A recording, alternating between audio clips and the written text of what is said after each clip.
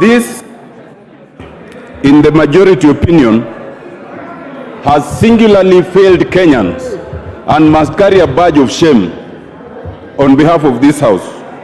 For the avoidance of doubt, Mr. Speaker, Kenyans must know that the 6 members of the Kenya Kwanza MPs in the team and their surrogates in Jubilee all voted to save the minister.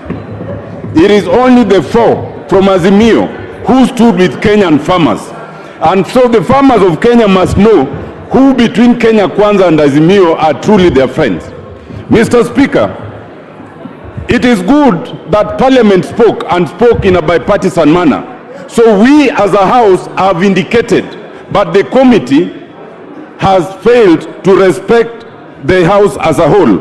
In proper democracies, the vote by Parliament in itself should have invited resignation by the minister without even waiting for the committee to do its work. But we are not in a proper democracy under this regime. Mr. Speaker, what now must save farmers is the action by the president. The president can act and reflect the wishes of this House by the stroke of a pen. He does not need this House to resolve that issue. Mr. Speaker, secondly, it must be noted, and some members had questioned the wisdom of Article 152.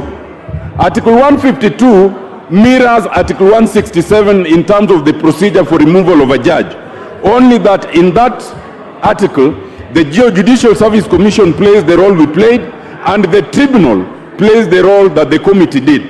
It is expected under the Constitution that the committee would be a quasi-judicial committee that will look into the merit of the issue.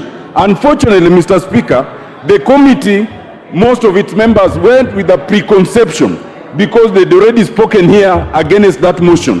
And instead of therefore exercising independence of mind, they went with a fixed thought. Mr. Speaker, we must learn a lesson. Number one, we should not allow the majority leader to sabotage such a motion as he did in this case. Number two, Mr. Speaker, the mover should be the one to suggest the names of those constituting the select committee. And more importantly, number three, Mr. Speaker, we should ensure that the members are knowledgeable, they have integrity, and they are independent. Thank you, Mr. Speaker. Thank you, Honorable Atiende Amollo.